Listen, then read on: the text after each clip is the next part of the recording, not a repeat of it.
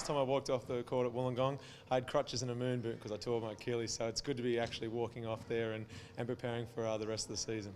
Is this some of your best form? How do you rank it over your career now? You seem to have another lease on life. Is it the new players? What is it? I think it's twofold. One, it's the best my body's felt in about 3 or 4 years. I had minor shoulder surgery in the off season, and the Achilles pain has completely gone away. So my body feels great. And then secondly, when you look up the court and you've got Ennis on one side and Beale on the other, it's a pretty good fun team to play alongside. Have they changed the chemistry of the Wildcats game?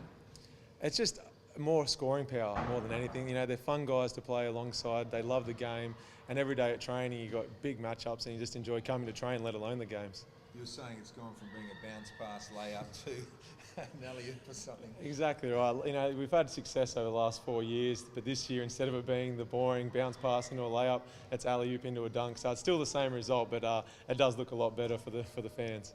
How tough's it going to be this week against, on the road against a team that ran you really close at home? Adelaide are a fantastic team. They're 6-2. They're coming second, and you look across their roster, and it's tough to pick any weaknesses.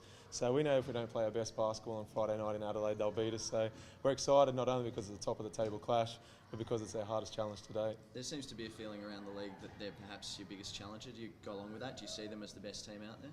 At the moment, definitely. They're a form team. They've got a lot of great players on their roster, and Gary Irvin's leading by example. He's a contender for MVP this season. So there's a lot of good teams, but at the moment, I think Adelaide are red hot. So this is the test, is it?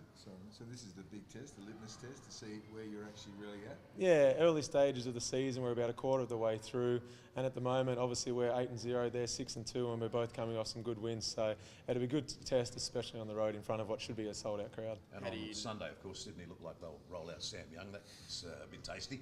Yeah, it's. A lot of the guys have done the old. They've signed Sam Young. Let's have a look at his YouTube clip, and it reminds me a lot of myself. Alley-oop dunks, fast break with the 360s. No, he's a special talent, and so for the NBL to pick up another NBA quality player, we've got one in Ennis. They've picked up one in Young, and he's going to suit up for the first time on Sunday in front of Perth Arena.